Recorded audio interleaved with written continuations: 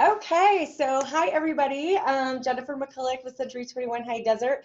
And as I had talked about before, we're going to start talking with some agents around the country about their market.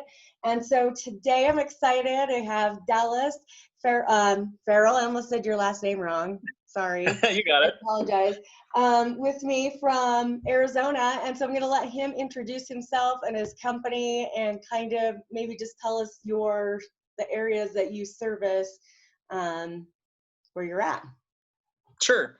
I work for Century 21 down here also, called Arizona Foothills. And I do a lot of stuff on the west side of Phoenix Metro, north side.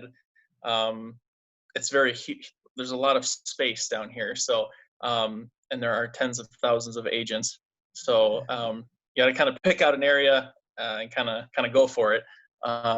But ever since COVID happened, the market's actually gotten way busier than just before. So it's an interesting time, that's for sure. And we'll chat a little bit more as we go on. But definitely a busy time and a good time to be in the market, whether you're selling or buying something. Yeah, awesome. Well, that's good to hear because I know not everywhere is as fortunate as we have been. And so just to kind of hone in for the people that are watching, so you would say you service like Phoenix, like Sun City West, maybe just highlight a couple of the towns and so that if people decide to call or whatever, they kind of have a feel. Sure. So pretty much I work all the areas in Phoenix Metro, but so like a lot of the areas would be like Peoria, Surprise, Goodyear, there's Sun City, there's Sun City West. Those are retirement communities, or 55 plus, I should say. And then you go over further, like Phoenix is very large. Then Scottsdale, Gilbert, and Chandler. Those are kind of in the southeast part of town. So it kind of goes all around. Everything's within like an hour drive for the most part, as long as you're not driving in rush hour, which is 12 hours a day. So it's kind of hard to avoid that here. Yeah, we're lucky here in Idaho Falls. We don't have to experience that too much. Yeah. Even when the COVID started, it slowed like for a couple of weeks and then it got back to normal. Yeah, I know. We missed that quarantine traffic. Yeah. Well, give us a little bit of an idea of if somebody was thinking about relocating there or purchasing a second home or something, what's kind of your median price range and what could they expect to get for that, maybe size-wise? Sure. So, like the area and the neighborhoods and location is pretty much everything on pricing. So you get your best bang for your buck on like the west side of town, which would be Goodyear, Surprise, even out as far as Buckeye. And then you go over the east side, which would be like Scottsdale, Gilbert, Chandler, Fountain Hills, those types of areas. It gets the prices go considerably higher, and especially down in Gilbert and Chandler. They have a lot of tech companies in there going in, a lot of corporations coming in, and they just don't have enough houses. So on that side of town, if you can find something under 400,000 and get it, you're doing well. And that's probably maybe 2,000 square feet. Just kind of depends, of course. And then on the west side of town, you can find something for like 2,000 square feet, anywhere between probably 3,000 or 300,000, 400,000 and up, just depending again on which area you're in, and does the house have a pool, and is it single story? So it's kind of all over the place. But the days of finding a house here for under 200,000 are pretty much gone. Yeah, I can see that. It's pretty tough. What would be the average time on the market typically are you seeing? So I think I just got an update yesterday or the day before. So Maricopa County, which is the county with all these cities in here, it's one of the biggest ones in the country actually, but I think they're right around 50 days on market. Okay. But that's not a true representation of actually where we're at. I mean, some areas the days on market is more like hours on market. Yeah. And then you get, as the price goes higher, then you've got longer days on market typically once you get into like 700,000-800,000 and higher. But yeah, it's very competitive. There's not enough homes right now for buyers pretty much all over. Right. So if your price range is under 300, you better have a pre-qual ready to go. You better have be ready to pay well over list price, take off some contingencies like appraisal and maybe even inspections, and you might have a chance. Okay. So, Are you, with that, are you experiencing any issues with appraisals? Like, should people expect that they're probably going to have to bring more cash to the table? Has that been an right. issue at all? It is for the people that don't have the cash. But yeah, it's, people are going in and they're offering, 15, 20, 30, 40,000 over the list price. And the only people that are able to do that are people who are waiving the appraisal contingency and then just bringing that cash to the table. Gotcha. And like, the majority of buyers don't have that. So they lose out on most of them. Yeah. So it's a very competitive market, obviously, right now Yeah, for for people. sure. So, do most often are HOAs pretty common to find there? They're pretty much everywhere. Yeah. Okay. The only places you don't find them would be, there's lots of rural places around. So you've got a lot of like horse property, kind of that kind of thing with big acre lots and those types of things. So a lot of them don't have HOAs. They might have like CC&Rs, like kind of rules and regulations for their community, but a lot of them won't have fees Okay. per se. But probably 90% of the homes down here, I bet in 10 years, I probably sold like maybe 5 houses that haven't had an HOA. Oh, wow. Yeah, and here, I mean, we have maybe like 5 communities that have HOAs. So on average, I mean, I realize I'm sure it varies depending on the location and stuff, but kind of a round, ballpark number, what could somebody expect their HOA to be a monthly?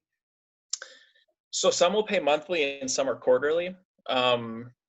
You're anywhere probably from $40 a month to under maybe 120 a month.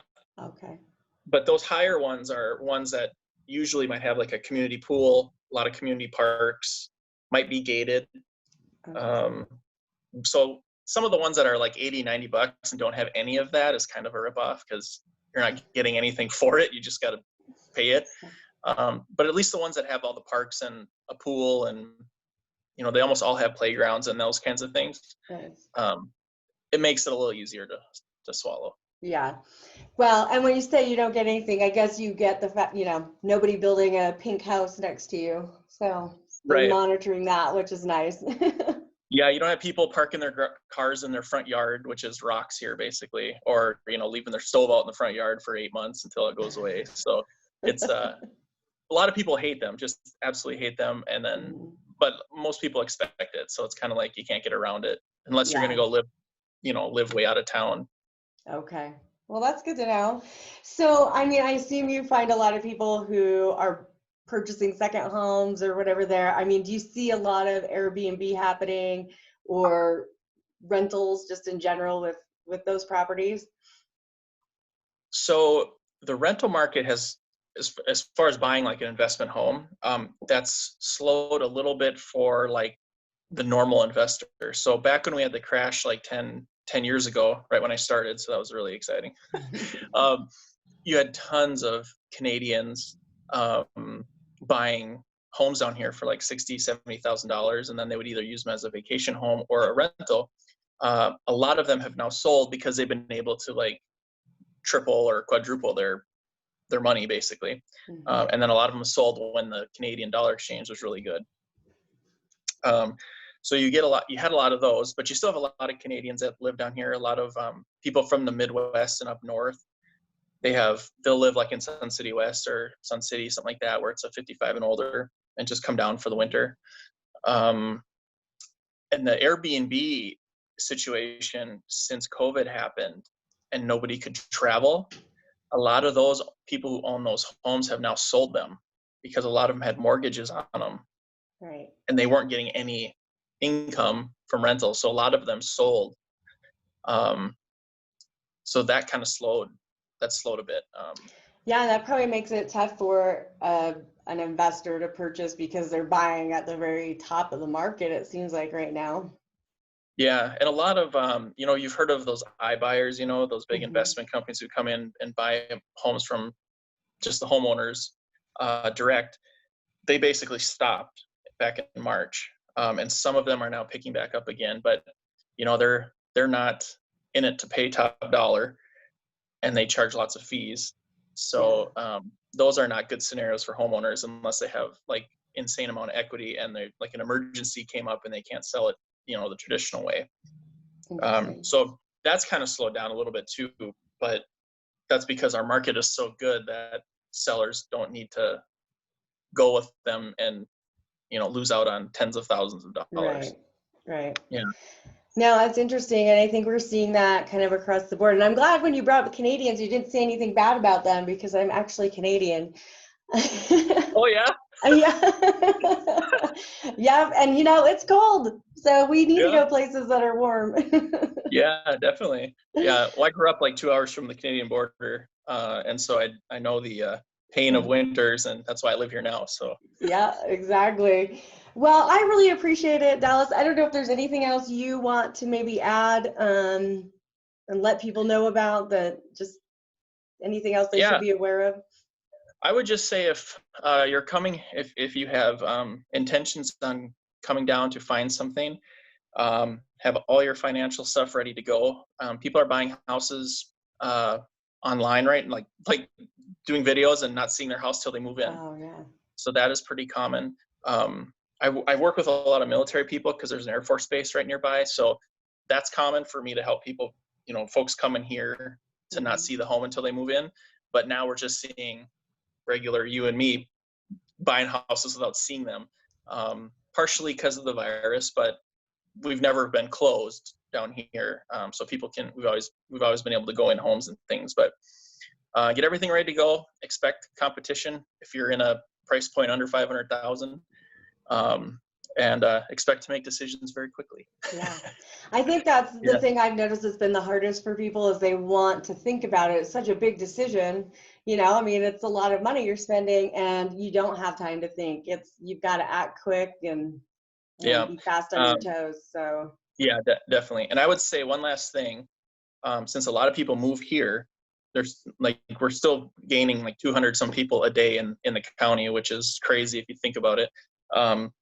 That don't listen to the national media when they're trying to talk about Phoenix real estate, because they usually are not accurate. And our market here is so different because people are coming that are snowbirds, that are investors, that are corporate moves, people that are just, moving here to change jobs, so our market is usually not what the national media will portray it. And right now it's crazy. that's interesting. Yeah. No, that's good. That's good. I'm glad you shared that. I think people should just stop not watching the news anyway in general. Right. No, I agree. But no, that's awesome. Well, I really appreciate you doing this and sharing this information. So why don't I'm going to post it with this video, but do you want to just toss your number out there right now too, in case anybody has questions? They can just call you direct. And guys, if you're calling them, just reference this video too, because we're kind of curious to see where it travels. And please share it with your friends, because it's really good information to know. And Arizona, I know for us here in Idaho, is a hot spot. We have a lot of people who have second homes there. So, but yeah, Dallas, if you just want to share your phone number. Yeah, sure. My number is 623-210-2873. My website is DallasSellsAZ.com, and you can find all the good stuff on there too. But yeah, feel free to reach out.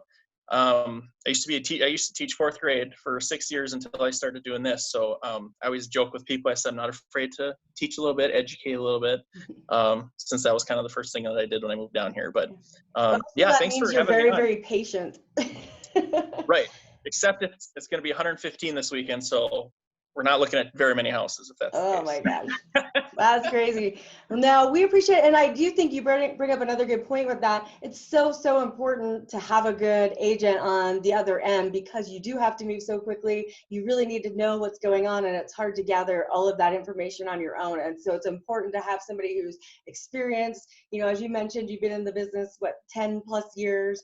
So you're definitely one of the seasoned agents. And anyway, if anyone has questions or just is thinking this is something they want to learn a little bit more about, or they're thinking of going to Arizona, just give myself or Dallas a call, and we'd love to help you out. So thanks again for doing this video with me, and sounds like you're getting ready to go on vacation, so I hope you have a great time. Yeah, thank you. Yeah, thanks for having me. It was fun. We'll do it again Yeah. sometime. Awesome.